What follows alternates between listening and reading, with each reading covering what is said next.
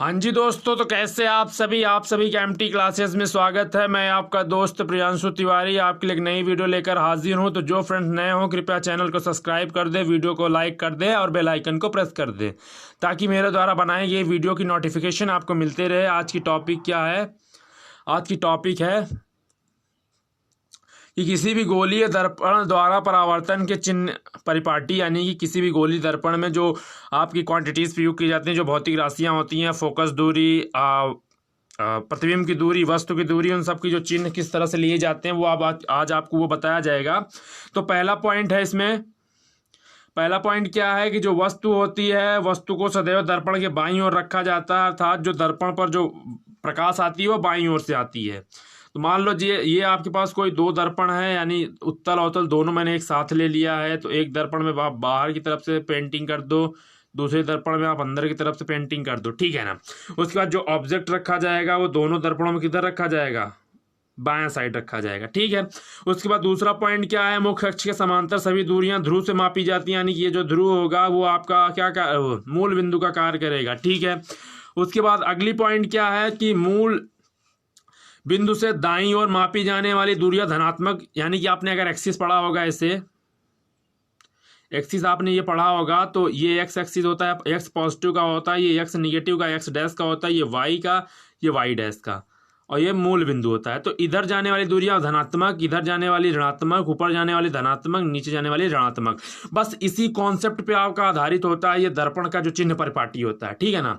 तो मूल बिंदु से जब आप दाईं तरफ इस तरफ जाओगे तो इस दर्पण के केंद्र से इधर जाओगे तो पॉजिटिव, इस दर्पण के इस केंद्र से जाओगे, ध्रुव से जाओगे तो पॉजिटिव, ठीक है ना। उसके बाद इसी दर्पण के ध्रुव से बाईं ओर जाओगे तो क्या? निगेटिव, और इस दर्पण के ध्रुव से यानी कि मूल बिंदु से जाओगे तो निगेटिव, ठीक है ना। उसके बाद मुख्य अक्ष के लंबवत ऊपर की ओर ऊपर मापी जाने वाली दूरियां क्या होती हैं? धनात्मक मानी जाती है, यानी कि जब आप इस दर्पण में ऊपर की ओर जो दूरियां मापोगे उसको धनात्मक मानोगे। जैसे ऑब्जेक्ट ऊपर रखा है तो वो ऊपर की ओर जाएगा जब, तो वो धनात्मक। जब ये इसके ऊपर, इस दर्पण के ऊपर की ओर जाओगे तो धनात्मक, जब इस दर्पण के नीचे की ओर आओगे तो ऋणात्मक। यानी कि एक्स एक्स आपको कुछ नहीं याद रखना है, सिर्फ आपको क्या याद रखना है? ये एक्सिस याद रखना है, अक्ष याद रखना है, एक्स डैश वाई डैश। तो जिस हिसाब से एक्स पे पॉजिटिव लेते हो, वाई पे पॉजिटिव, वाई पे पॉजिटिव लेते हो, एक्स डैश पे निगेटिव और वाई डैश पे निगेटिव लेते हो, बस वही प्रोसेस इस पे भी चलेगा पूरा। अब देखिए मुख्य अक्ष के लंबवत नीचे की ओर आने पर क्या मापी जाने वाली दूरियां ऋणात्मक ली जाती हैं। तो आप जब इस ध्रुव से जब आप नीचे की ओर आओगे तो यहाँ पे मापी जाने वाली दूरियां कितनी ऋणात्मक ली जाती हैं।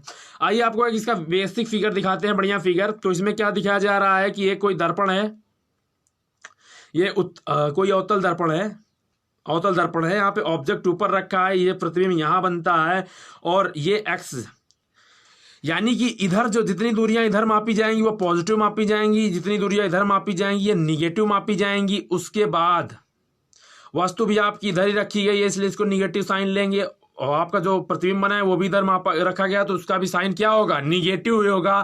फोकस यहाँ पे है, यानी कि फोकस दूरी इधर ही है, तो इसकी भी साइन क्या होगी? निगेटिव होगी, ठीक है ना। आइए आपको बना के दिखा देते हैं। जैसे कि ये कोई उत्तल दर्पण है, यहाँ पे आप साइन कर दो। उसके बाद ये इसका मुख्य अक्ष हो गया, ठीक है ना। यहाँ पे ऑब्जेक्ट रखा है, मान लो यहाँ पे कहीं, यहाँ पे इसका फोकस है सी एफ, यहाँ पे ये सी है। मान लो प्रतिबिंब आपका यहाँ पे बनता है, ठीक है ना, क्योंकि इसमें प्रतिबिंब सीधा बनता है। तो ये जो होगा ये मूल बिंदु मान लो, यानी कि पी, तो इधर जितनी भी दूरियां होंगी ऋणात्मक होंगी, यानी कि ये ऋणात्मक होगा। इधर फोकस दूरी, यहाँ से यहाँ बीच की दूरी फोकस दूरी कहते हैं, तो ये भी ऋणात्मक हो, ये पॉजिटिव होगी क्योंकि ये मूल बिंदु से इस तरफ पॉजिटिव साइन की तरफ है।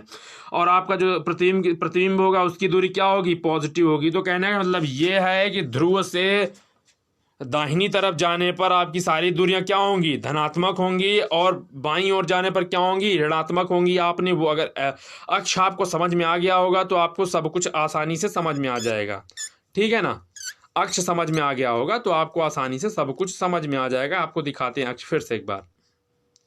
ये एक्सिस, इसको आप एक्सिस ना मानो, इसको आप मान लो ये जो जिसको हम वाई मान रहे हैं उसको आप मान लो एक मिरर है, ठीक है ना, उसको एक मिरर मान के चलो आप, तब आपको इजीली समझ में आ जाएगा। ये उसका मान लो ध्रुव पोल है, इधर जाओगे तो आप सारी दुनिया पॉजिटिव लोगे, इधर जाओगे तो सारी दुनिया निगेटिव लोगे, ऊपर जाओगे तो सारी दुनिया पॉजिटिव लोगे, और नीचे आओगे तो भी सारी दुनिया क्या लोगे, निगेटिव लोगे। तो आपको बस इसी कॉन्सेप्ट पे याद रखना है, आपको दर्पण में भी यही पूरा लगाना है कि जो दूरियां जिधर होंगी उनके हिसाब से एक्स और x dash, y y dash के हिसाब से आप साइन का प्रयोग क्या करोगे, कर लोगे, ठीक है ना। आगे चलते हैं तो दर्पण से फोकस, वस्तु तथा प्रतिबिंब की दूरी का संबंध क्या होता है, ठीक है। इनमें संबंध एक होता है, तो आप पहले कुछ पढ़ लो थोड़ा सा कि गोलीय दर्पण, जो गोलीय दर्पण होता है, गोलीय दर्पण के केंद्र से मुख्य अक्ष पर स्थित वस्तु की दूरी को हम u से प्रदर्शित करते हैं, और उसके बाद उसके प्रतिबिंब की दूरी को v से प्रदर्शित करते हैं, तथा फोकस दूरी को आप स्मॉल f से प्रदर्शित करते हैं। आपको पता होगा, आपने डिफिनेशन देखी है, तो इनका जो संबंध निकलता है वो क्या निकलता है, 1/f बराबर 1/v प्लस 1/u, यह इनमें संबंध निकलता है। तो इन संबंधों को आप कैसे प्राप्त करोगे दोनों दर्पणों में, फिलहाल इस वीडियो में इतना ही। अगली वीडियो जब लेके आएंगे तो इसका आपको निगमन करना सिखाएंगे। तो जो फ्रेंड नए थे कृपया चैनल को सब्सक्राइब कर दें, वीडियो को लाइक कर दें, बेल आइकन को प्रेस कर दें, अपने दोस्तों के पास ज़्यादा से ज़्यादा मात्रा में शेयर करें, और हमारे साथ आप जुड़े रहिए। हम आपको ऐसे ही अच्छे अच्छे कंटेंट आपको देते रहेंगे। धन्यवाद।